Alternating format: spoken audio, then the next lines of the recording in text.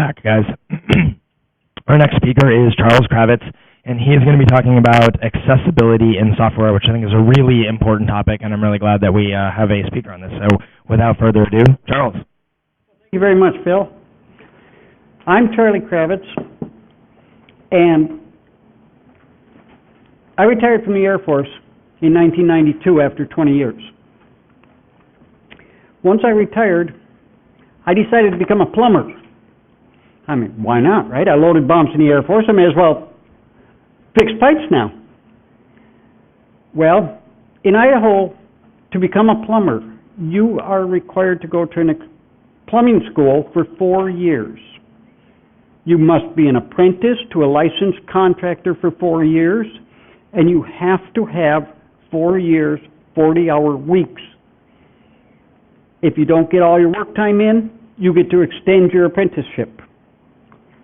So I did all that, and I got my license. And after a few months of having my license, my boss started questioning me. He says, "How come you're dropping all your tools?" I carry a pipe wrench around, and before you know it, bang, it's on the floor. I'd pick up his 15-pound, $350 drill and drop it. And it didn't matter if it's wood or concrete, it's going down. And I dropped it from the ceiling. And it hit the floor 2 stories down. He was not happy with me. Come to find out, in 2000, I was diagnosed with multiple sclerosis. Multiple sclerosis is a wonderful disease to have. It mimics every other disease on the planet. When anything happens, they cannot tell if it's multiple sclerosis until they rule everything else out. To go with that, I went blind in 1995. I wear glasses. I'm blind. I can't see the back of the room right now. I went blind. I was 2 1200ths corrected vision. For those who don't know, that means I saw at 2 feet what you see at 4 football fields away. Okay? My vision came back, and some of my strength came back, but not all of it. And I figured I'm now qualified to talk about accessibility. And what makes me so qualified is the multiple sclerosis. At various times in the last 10 years, I have lost the use of my legs. Yes, I gave my cane up 18 months ago. I have a walker in the house because I had to have one for several months. There was a point where they were ordering a wheelchair for me. My left arm went numb for over 2 years. When I finally got the left arm back, the right arm decided not to work. That went on for over a year. I also lost my capability to talk for several months after one of my attacks. So, you know, when you put all that together, I know a little bit. So often today, we think of accessibility, and our developers say, hey, you know, we got it. We got screen readers for you. We got on-screen keyboards for you. We got hardware you can use that's just going to work like nothing else. Try it. Just try it. I dare any one of you to go home, shut off your monitor, and install NormOrca, which is the best screen reader we have. That's what the blind guy does. He can't see his screen. He's got to install that somehow. And no, you're not going to be able to. I'll guarantee it. Your computer won't talk to you. They bring up Stephen Hawkins. Hey, Stephen can talk, right? We all know he can talk. He's the most famous physicist on Earth, and he has hardware and software that lets him speak by moving one cheek muscle. This is fantastic. Any one of us should be able to get that, right? No. $70,000 with donated hardware and software lets him talk. He also has his 24-hour, 7-day-a-week repair team that's donated. His software is fantastic. Intel in December stated they're going to release the software to open source. Yay! I want it! Think of the people I can help with that. Well, they're going to release it in January. But it ain't there yet. They haven't released it. Even when they do release it, and we're watching, I have alerts out for it. SwiftKey donates 50% of his software. And they are not releasing it. They have stated they will not release it, period. If you want it, you pay. And you pay big. So once Intel releases their half of the software, we're going to get developers working it because it's no good to us. We can't use it the way it is. It has to be worked on and incorporated into our applications for it to work now, because we can't take what they're giving us and use it. That ain't going to happen. I talked about a screen reader, NormOrca. NormOrca is an excellent screen reader for anyone visually disabled. However, the visually disabled can't install Orca. It works fantastic. It talks to them. It reads the entire computer screen. It don't care what's on there. It talks really nice. If you tune it. If you install NormOrca on your computer right now, you'll find you can't understand a word it says. It talks at the rate of 150 to 170 words per minute, which is normal speech. But it talks in a voice you're not used to. And it will be somewhat robotic. You have to slow it down to at least 70 words a minute to understand it. Once you tune your ears to that, you'll be able to increase it and use it. And yes, I know a developer that uses it, and he hears about 250 words a minute. It works for him. But he's a developer, and he knows what he's doing. I have used it. If you go to my website and take a look, you will find I wrote out how to install NormOrca using Debian testing with XFCE desktop environment. It only took me 3 days, but it worked. No, I don't suggest the normal person do it. If you're not really good at software, you're going to find you broke your computer and you can't fix it. It'll crash, I'll guarantee it. However, it's good software. We like it. We've got on-screen keyboards for the handicapped. Anybody try to type with their hand this way? I have. I've also had to type with my hand this way because it wouldn't come out of a cramp. When you got to type with your fingers not working or your arm not working, you can't use a hardware keyboard. The keys don't work good. Instead, you find an on-screen keyboard to use. And I really appreciate GNOME's hard work on accessibility. They have tried really hard to get stuff working for us. And they did it under GNOME 2. Caribou is GNOME's latest on-screen keyboard. Caribou has minor problems. And I got to read this because I want it right. Caribou only works in GNOME 3, which is GTK 3. According to the website, this is an early release intended for people to preview the UI interaction. Caribou is not currently usable as a primary text input application. I just told you you could use it, right? Forget it. It won't work. Prior to Caribou, we had GNOME on-screen keyboard, GOC. GOC was great. We could use it in almost any environment.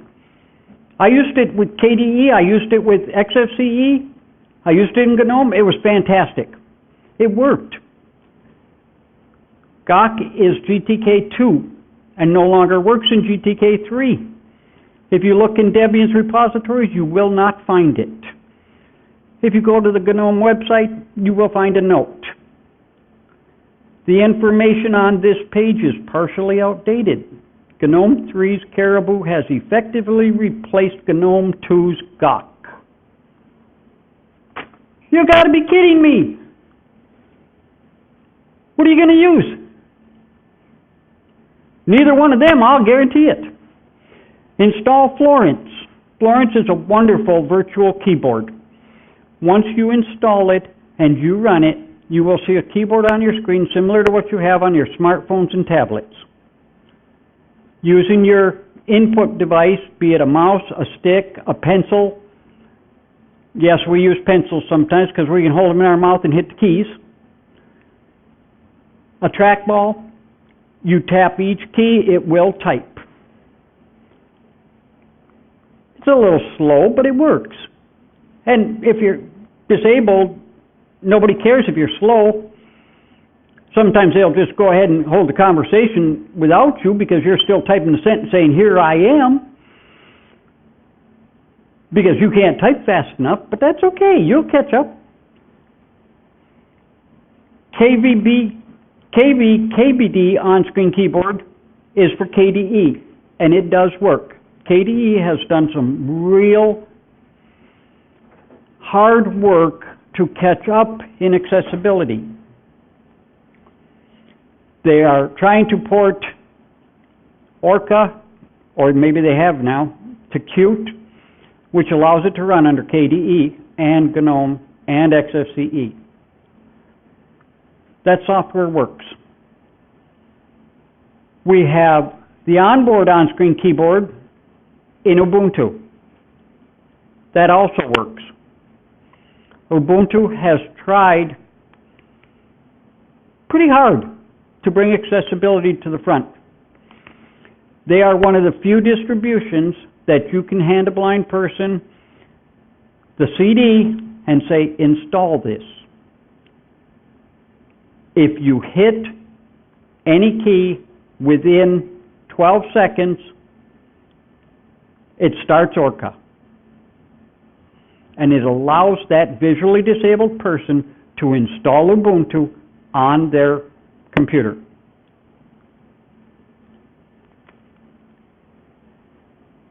Another really good on-screen keyboard is called Dasher. Has anyone seen Dasher in use? Dasher is probably the best on-screen keyboard in open source. It works under any desktop environment, including Windows and iOS. The developers are wonderful to work with. They have worked really hard to make Dasher the best on-screen keyboard out there. The learning curve is extreme.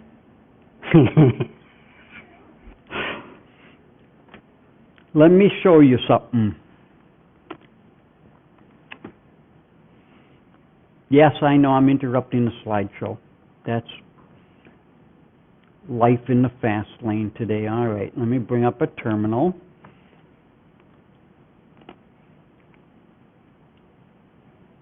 And bring up Dasher.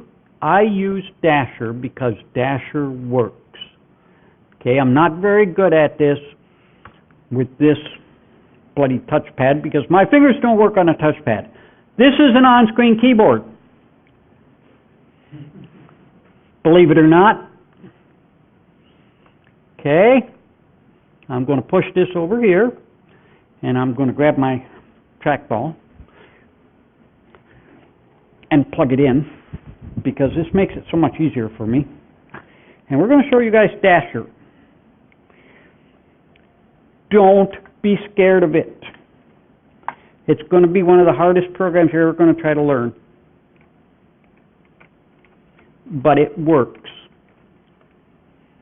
Okay.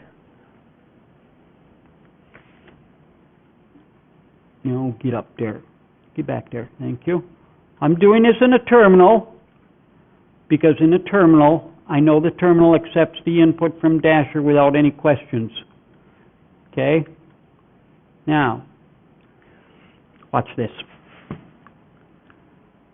Click in my terminal, click on Dasher. Oh, wow. This is... Yes, it will throw you if you're not used to it. Using this on-screen keyboard, I brought up direct, I didn't bring up direct mode. I can type 30 to 35 words a minute, which, when we're talking accessibility, 30 to 35 words a minute is fast. You notice I have capital letters, I have small letters, I have speed when I need it. Okay, this is... You're clicking in there, I'm clicking nothing, I am pointing. Okay. The only time I click is to start or stop it. Okay. What you see my cursor doing over on the right side of the screen is exactly what you have to do to use Dasher. Yes, it takes time to learn it. Yes, it's a very high learning curve. But hey, for the disabled, we don't care what the learning curves are. Ask any developer. He'll tell you, go get a program that works. These work. We default to the normal-bodied person. We don't want them to work too hard learning anything. They don't have any handicaps. Why should they have to fight to make things work?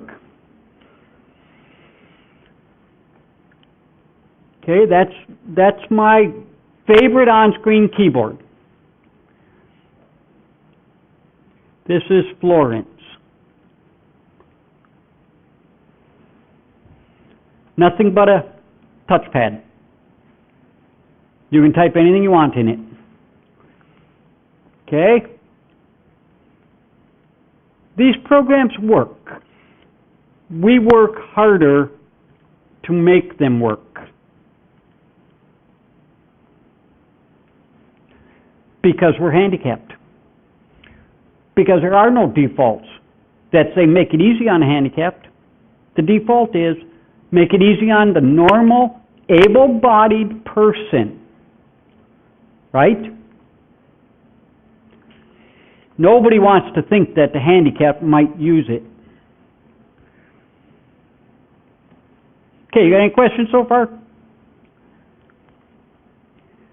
Linux is a Linux distribution for the visually impaired and blind. Linux was developed by a blind developer specifically for the visually disabled. It is a distribution that starts right off with NormOrca. It has screen magnification in it. It has talking all the way through it. And it's available free. I've worked with the developers that developed it. It's good. They don't make a lot of changes to it. And no, you don't get to pick your desktop environment. You're going to use GNOME. We got to use what we got to use. If you're disabled, you don't get to pick the software you want. You get to pick the software that you can use. We like choices, though, you know. We'd really like to have a choice like everyone else. We'd like to be able to stand up there and say, hey, I use Fedora, and it works for me, but I can't see the screens. Hey, I use Arch Linux with XFCE, and it works, but I can't see the screens, or I can't hear the sounds, or I can't hit the keyboard. We can't do that. If we're disabled, we use what we have to use because there's only one or two applications going to work. We don't get a choice. If you're installing Linux on your computers, you should have no problem with it. I've never seen the installer on this stick any time. It's never crashed on me. I've put it on new computers and I've put it on old computers. And when I talk old computers, I have a computer sitting there running right now with a 14-year-old motherboard. And yes, Linux will work. Linux is nice. We do a lot with text-to-speech software. Text-to-speech is very good when you need it. We have eSpeak. The voice is robotic. You have to type it in to the computer and tell it what to say, but it works. You have Festival. Festival is an old program. Works well with Orca. Works on its own too. We have Kepstrel. Kepstrel is new. It works, but you got to fiddle with it. I have a friend of mine who had to make a decision a few months back whether or not to have his larynx removed. I know a lot about accessibility programs. I've worked with a lot of accessibility programs. I spent 18 months as a Ubuntu project lead. I rewrote the Ubuntu accessibility wiki, and I used to do all their testing for accessibility. So when Ken Starks needed to find a program to go text-to-speech, they sent him to me. Yeah, Ken, eSpeak works great. I tried that, and it doesn't work that great for me. It's a really bad-sounding voice. Well, Ken, try Festival. Well, I did, but I can't figure out how to type it into the terminal even. It's a disability program. That means it's got a high learning curve. You don't get to just pick it up and use it. It's not like everybody else's programs. Am I right? Handicapped will find a way to use it, but you don't get to just pick it up and use it. It doesn't happen. It's got really high learning curves. When you start Orca, same thing. It's going to be a high learning curve. If you're blind, well, you better have a sighted person help you with the installation on Orca and the setup, because you're not going to be able to do it on your own. Chances are you can't even find the repositories on your own, so you probably got a sighted person sitting there anyway. Well, after we went through those three, we're now looking into Android for Ken. Ken is the executive director of a charity called Reglue, previously known as Helios. They give computers with Linux on them to underprivileged and poor children in the Austin, Texas area. We're hoping he can continue his work, but he can't walk into anyone's house right now and set up a computer for a kid if he can't tell him what to do. He had his larynx removed last month. Temporarily, one of the Android text-to-speech programs is working. But again, you don't just jump into accessibility programs and use them. It doesn't work. None of us can do that. Along the same lines, I have a sister with trigeminal neuralgia. Trigeminal neuralgia is a disease of the nervous system in the brain. Coming up the back of your neck, you have a nerve that as it comes up, it hits the back of the ear and it splits into three nerves. One over the top of the ear, one under the ear down the jawline, one down the lower jawline. Trigeminal neuralgia does something that nerve fires continuously. If you ever hit your funny bone on a chair, you fired a nerve. Could you live with that full time? That's not even close. It's like a 1 on a 1 to 10 scale in pain compared to trigeminal neuralgia. My sister describes her pain as if someone took an ice pick and pushed it into her head, and it's just sitting there. Through several brain surgeries, she lost the hearing in one ear. Well, that shouldn't be a problem, right? We got good audio. She bought a new HP computer, and it's a stereo-only output. Do you know stereo comes out of 2 speakers? And it ain't even the same sounds. She can hear half of what's said on her computer. She can't hear the other half because it keeps switching speakers on her.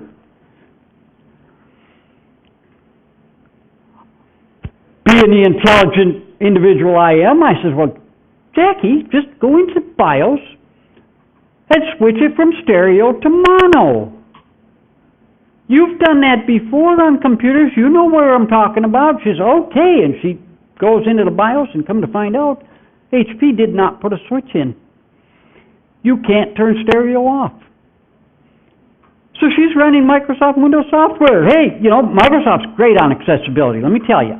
Some of their programs are a little difficult to use. They've got JAWS for screen reader. They've got all kinds of good stuff. And it's really easy to get to in a control panel, right? You can't turn stereo off. For my sister who's deaf in one ear and has damaged vocal cords, there's nothing in Microsoft that works.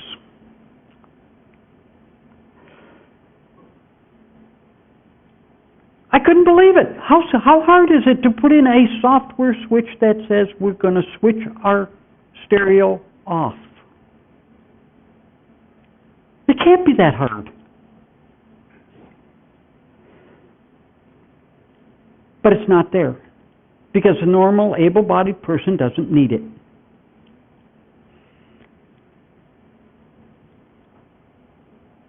I mentioned damaged vocal cords. Her hands don't work well, so she bought Dragon Naturally Speaking. Everybody knows that's a great program for text-to-speech, right? Or speech-to-text, rather. She can use her computer now because she can talk to it and it'll type. When you have damaged nerves, you have a really good voice early in the morning. That's when you can train Dragon Naturally Speaking.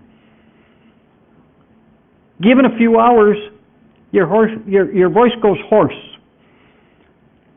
And it starts dropping a lot of words. By night, her voice is gone. And Dragon Naturally Speaking only picks up one voice per person. It won't pick up the changes during the day. No software will. It doesn't matter if you're talking about Microsoft, if you're talking about Apple, if you're talking about Linux. Software does not pick up your voice if it changes through the day. It only picks up a steady voice, a single voice.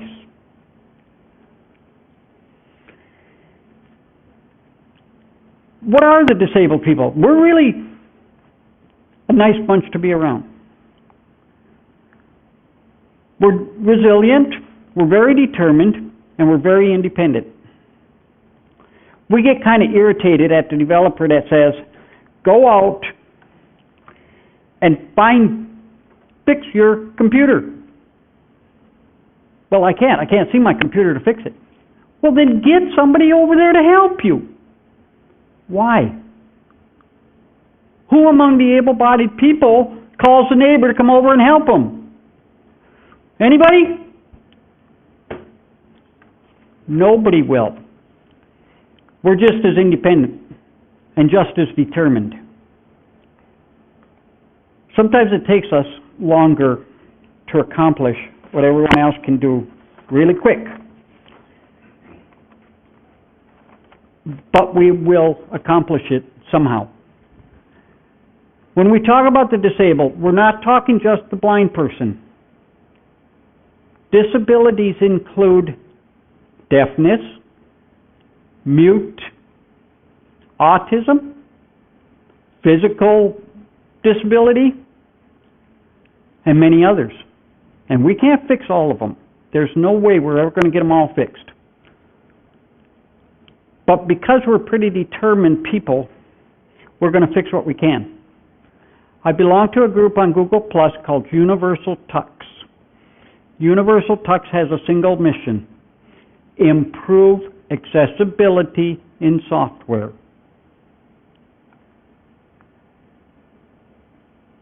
We're a closed community. We don't just allow anyone to come in and join. You've got to ask us. And we're going to check and make sure that you're not going to come in there and just run us in the ground, because we get enough of that without being in a community. Everybody's willing to run us in the ground when we're handicapped.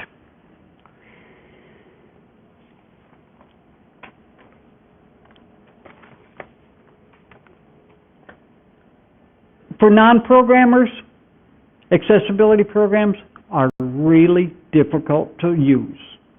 They're really difficult to find. Unless you know the names of them, they're almost impossible to find. And a lot of our programs, you will not simply go into a repository to load. You've got to go find them. Some are on SourceForge, some are on their own websites. But you learn to dig.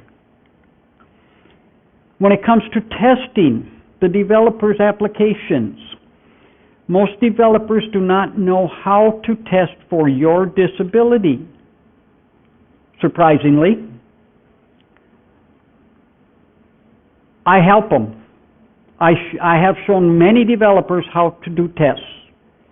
It's a simple thing. If you're trying to test for a visual disability, get a jar of Vaseline and a pair of sunglasses. You smear Vaseline across your sunglasses, you're now visually disabled. If you can't work your program that way, you didn't do it right. And you can't help the disabled. Tie a hand behind your back and use your keyboard. I have special devices I use. And I brought these in specifically. When I talk about using a trackball, this is a trackball. This is a 2-inch ball. I can run this ball with my elbow. These buttons can be hit with an elbow if you have to. You can't do that with a normal mouse. Many of the trackballs out there are 1 inch. And you only have the top surface sticking through. When you try to run that 1-inch trackball with your arm, it doesn't work well. When you try to hit the normal mouse buttons and you ain't got a hand to use, they're almost impossible. Another piece of equipment that I really like, that most people have never heard of, is a vertical mouse. This is a vertical mouse. I purposely brought that in. When I use a vertical mouse, it sits on a table, my hand sits here. Notice my hand is not touching the table. There's a ledge built in to make sure of it. These are very specific to the hand. You get a left hand or a right hand vertical mouse. They run on USB. They're also wireless. I never order wireless. Wireless, for me, is not dependable. I need something that I know is going to work when I touch it. My hand sits on the side of this. The top 2 fingers are on the right and left click. I have a wheel in the middle. The bottom button is back. There's a button on this side where my thumb rests in its own little groove. That button is also a left click button. Unfortunately, on this particular vertical mouse, that left click button doesn't work in Linux. To use this in Windows, you must have the installation CD. They cannot just plug it in, it won't work. I ordered an i1 mechanical keyboard for myself. I paid $150 for it because i1 has a built-in 2-inch trackball. It's beautiful. It's all in one. I got a keyboard, numeric keypad, and a trackball. It's all mechanical. I don't have the strength in my fingers to push the keys. I paid $150 for a keyboard I can't use. All of these items are noted on my website so that the next person that needs them can look on there and say, oh, you got to have a lot of strength to push the keys on this keyboard. Don't order it. Oh, look at this strange looking mouse. He says it works better than anything else he's ever used. I used that vertical mouse until my right arm went out. When you lose the use of the right arm with a right-handed vertical mouse, you can't use it. You can't switch it to the left hand. It's very much one-handed. Oh, well, back to the trackballs. None of our equipment comes cheap. Both of those are $100 units. But they work. My own dream, to take from Martin Luther King, I do have a dream.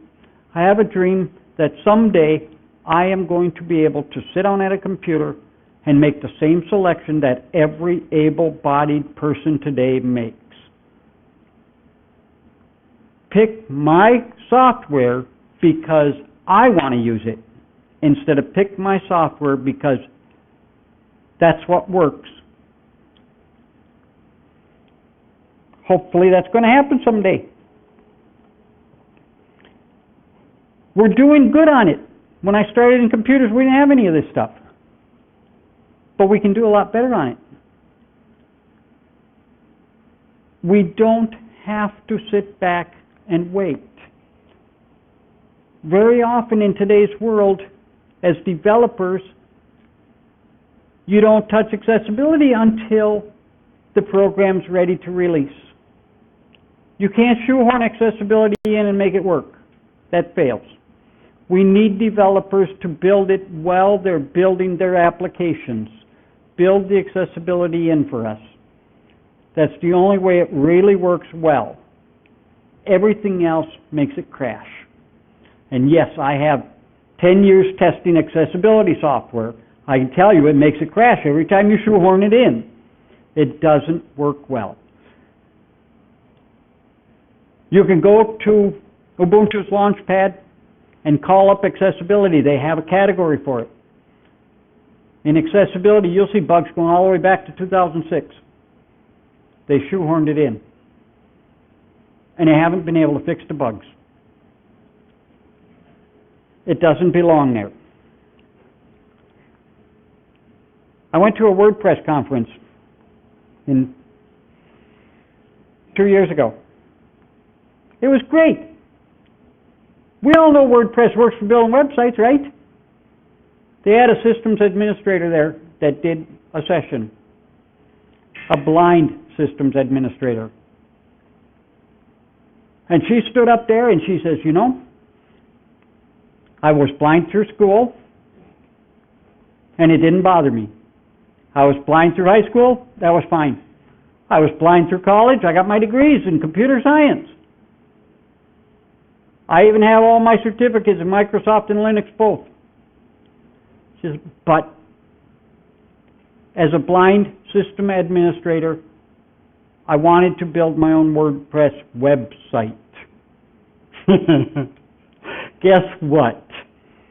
It took her 2 years to find a theme that's accessible for a blind person to build a WordPress website. But she built it. We're determined. We're independent. We're resilient. We'll find a way. Any questions? Go ahead. I have a question. My father has a problem with the mouse cursor being too small in Ubuntu Linux. Yes. Is there a way to make the cursor bigger and to change the color? Under Unity? I don't think so. Well, he doesn't use Unity. He uses the classic Adobe. Yes, there is. There is. There is. Go into System. Can't remember the names now, but yeah, under System, you have your 2 categories listed, I believe. go in there, there is a place for the mouse.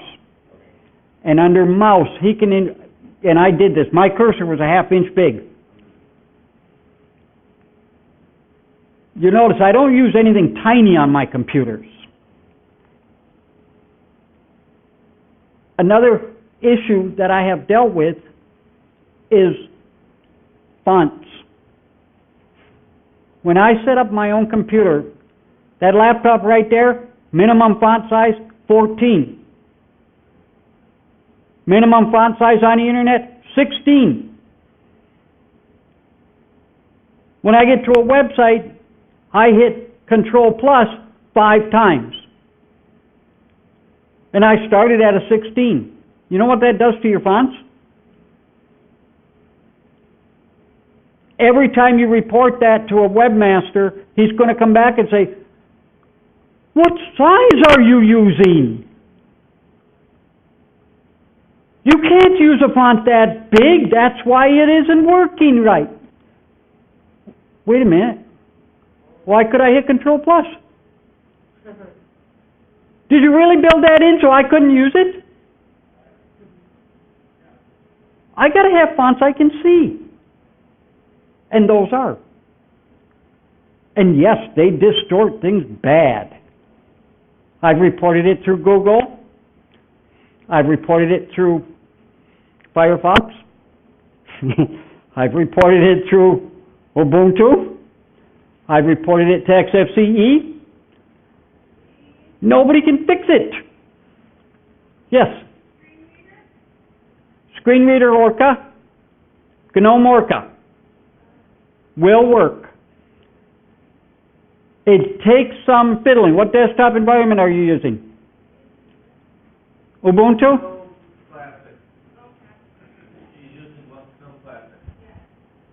You should have the Orca screen reader in the repository. It may be listed under NormOrca or what's the other word? Search Orca in your repositories. It should be there. Yes? As a developer, if you're not disabled and you don't know all these tricks, is there guidelines for developers to be able to develop more accessible stuff to environments? Yes, there is. And any developer that wants to get his program working skips them. That's one of the problems we run into. The guidelines are there, yes. For 5 years, I fought Mark Shuttleworth in Ubuntu even. Because Mark is wonderful. Don't get me wrong now. Mark is wonderful. He has done something really fantastic with Ubuntu. And yes, he financed the whole thing on his own. But every time we brought accessibility up, Mark would say, "Yes, we're going to have that in the next release." And as soon as that release was ready to go, he says, "Okay, now go put the accessibility in." We got 24 hours. If it took you 6 months to build your release, how do you think we're going to put accessibility in there in 24 hours? It ain't going to happen.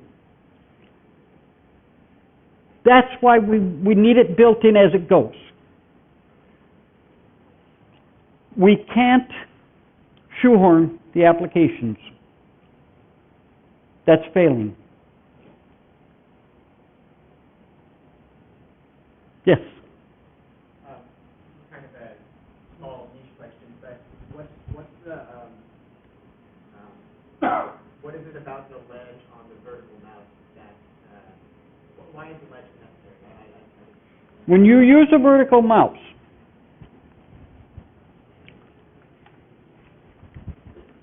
your vertical mouse is sitting on the desktop. If your hand is sitting here and you're running that around the desktop, your hand gets really sore rubbing against that desktop. With the ledge built in, your hand stays off the desk.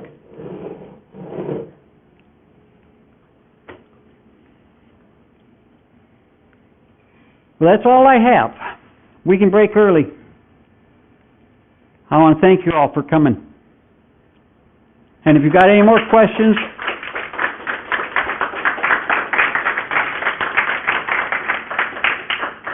Anybody got more questions? Feel free to seek me out. I'm here. I had a question. Do Yep. you ever use a monocular to look at the screen? A monocular, you know? No, I haven't.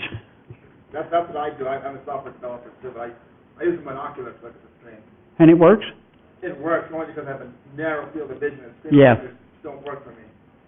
I can understand that. My friend I was telling you about, Yeah. he used one a lot. That's how he could work. Screen magnifiers are fantastic, but they don't work well for any of us. That's where he's talking to monocular. He gets to magnify the screen for himself. He is not putting something there. If you've never used a screen magnifier and you're a developer, please try it. Is a screen magnifier going to help for a developer, like the screen larger? Is that going to help? No. Or Your screen magnifier, my blind developer used one, but he also used a 32-inch screen. Okay? Most screen magnifiers, when you put them up there, it's like looking through a magnifying glass. yeah. It can be useful, but it's not what it's cracked up to be. No, you get a little tiny piece of your screen up there, and you have to keep moving this around to see the screen. So when you blow up the word what, you get WHA on your magnifier. Now you got to move that magnifier around to see what else belongs there, because there ain't no such word as wah. But by the time you get it where you can see it, you miss the first three letters again. As you move it down the screen, you might pick up the bottom of the H and the top of the R in resilient. Because that's how much of your screen gets magnified.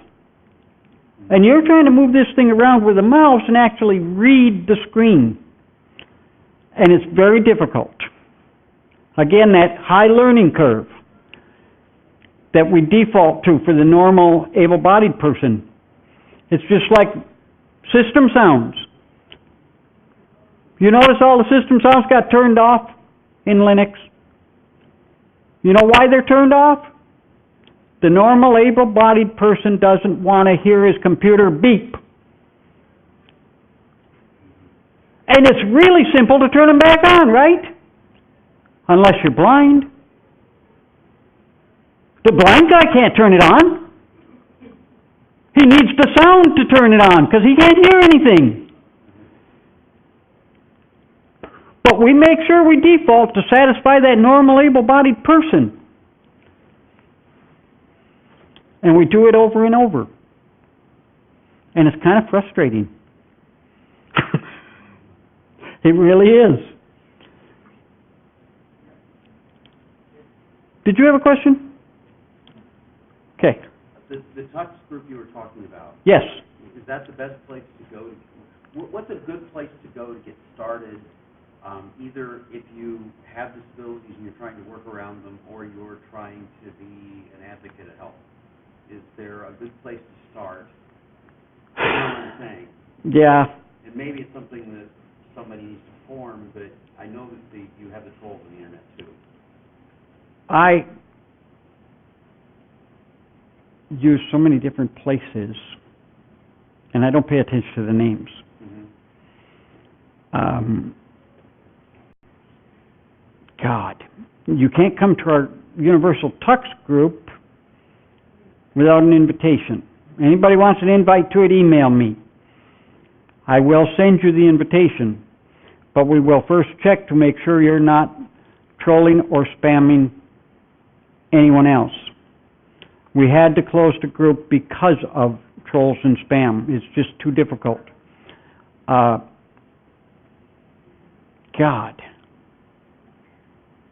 If there isn't such a thing, then maybe... I don't think there is.